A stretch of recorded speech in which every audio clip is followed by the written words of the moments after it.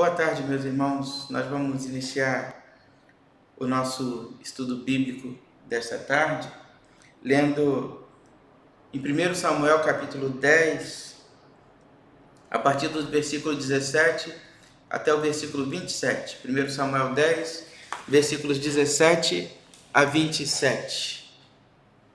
A palavra do Senhor nos diz: Convocou Samuel o povo ao Senhor em Mispa, e disse aos filhos de Israel: Assim diz o Senhor Deus de Israel: Fiz subir a Israel do Egito, e livrei-vos das mãos dos egípcios e das mãos de todos os reinos que vos oprimiam. Mas vós rejeitastes hoje a vosso Deus, que vos livrou de todos os vossos males e trabalhos, e lhe disseste: Não, mas constituí um rei sobre nós. Agora, pois, ponde-vos perante o Senhor, pelas vossas tribos e pelos vossos grupos de milhares. Tendo Samuel feito chegar todas as tribos, foi indicada por sorte de Benjamim. Tendo feito chegar a de Benjamim, pelas suas famílias, foi indicada a família de Matri, e dela foi indicado Saul, filho de Quis. Mas quando o procuraram, não podia ser encontrado. Então, tornaram a perguntar ao Senhor se aquele homem viera ali. Respondeu o Senhor: Está aí, escondido entre a bagagem. Correram e o tomaram dali. Estando ele no meio do povo, era o mais alto e sobressaía de todo o povo do ombro para cima. Então disse Samuel a todo o povo: Vedes a quem o Senhor escolheu?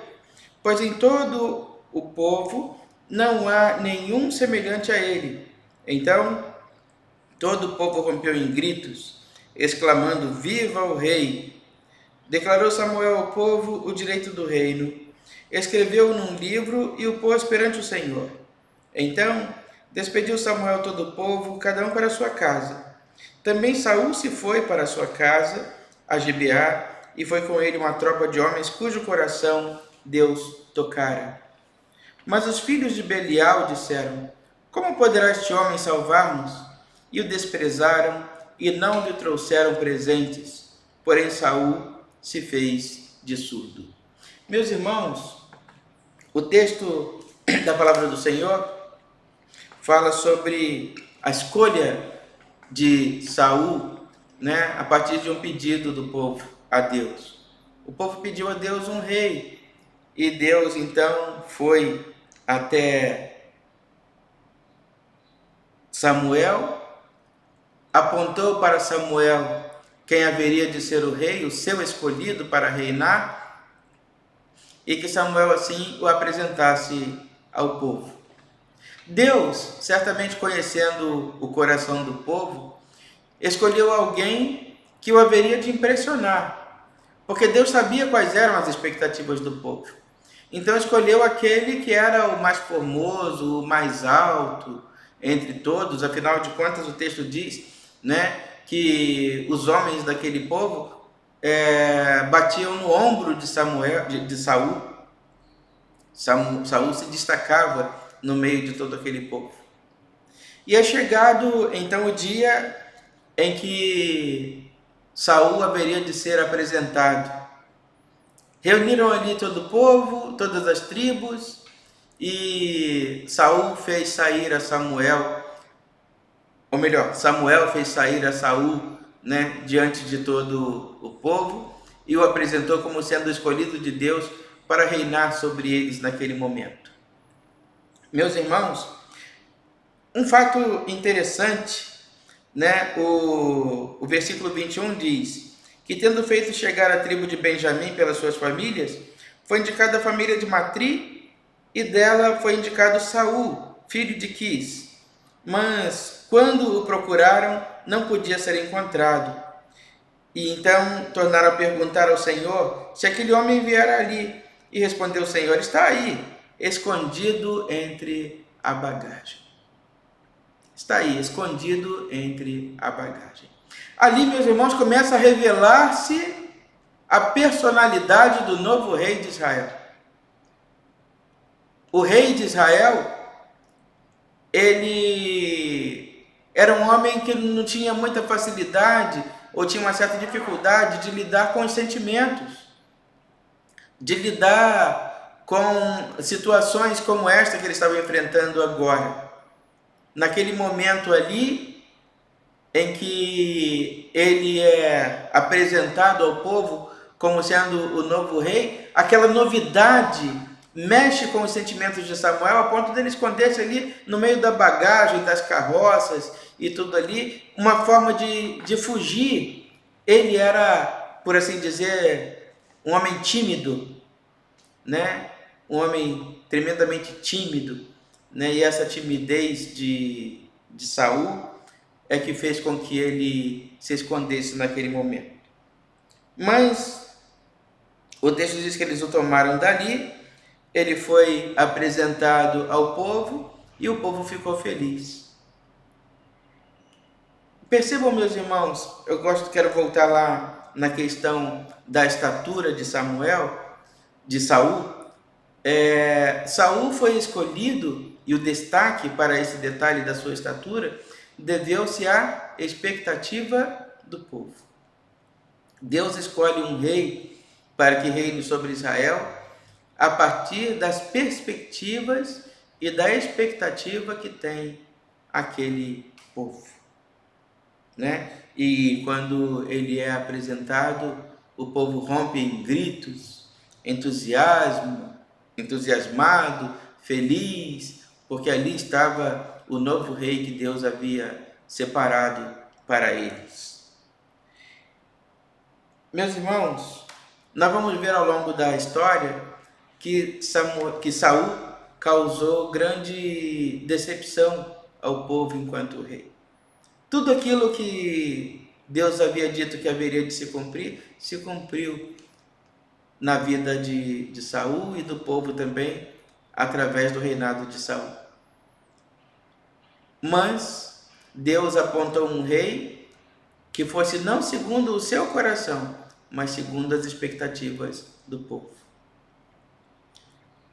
E aí, meus irmãos, nós vemos que o porquê de algumas vezes Deus dizer não às nossas orações. Deus resolveu dizer sim ao clamor daquele povo. Deus atendeu o clamor daquele povo. Deus atendeu conforme o desejo do coração daquele povo. Deus fez o que aquele povo queria que fosse feito a ele, povo. Assim Deus os atendeu.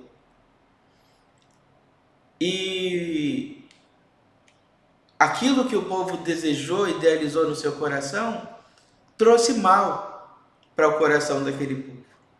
Então, muitas vezes, meus irmãos, a melhor resposta para a nossa oração é um não. A melhor resposta de Deus para a nossa expectativa é um não.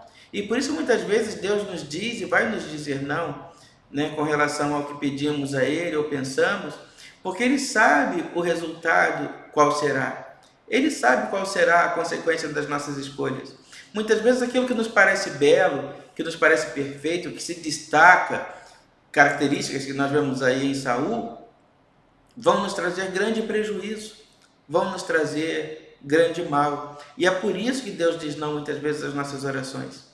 Naquele caso, então, por que Deus disse sim a Israel? Deus disse sim a Israel porque era esse o desejo do coração do povo, e Deus entendeu que era importante que aquele povo entendesse e soubesse lidar, ou aprendesse a lidar com as consequências da escolha que fez. Nós fazemos escolhas na nossa vida e precisamos aprender a lidar com as consequências das nossas escolhas. Deus deu um rei segundo a expectativa do coração do povo. E esse rei, lá na frente, nós vamos ver ao longo da história, que este rei vai decepcionar o povo de Deus. Segue o texto dizendo, né, que naquela cerimônia de posse, né, Samuel, versículo 25, Samuel declarou ao povo o direito do reino, escreveu num livro e o pôs perante o Senhor. Então despediu Samuel todo o povo, cada um para a sua casa. Também Saul se foi para a sua casa, a Gibeá, e foi com ele uma tropa de homens cujos corações Deus tocara. Mas os filhos de Belial disseram: como poderá este homem salvar-nos? E o desprezaram e não lhe trouxeram presentes. Porém, Saul se fez de surdo. Saul nem começou a reinar e já levantou-se a oposição. Saul acabara de tomar posse e ser ungido como o novo rei de Israel e já se levantaram os opositores para levantar dúvida sobre a sua competência, levantar dúvida sobre o seu caráter, dúvida com relação à sua capacidade de administrar ali o povo.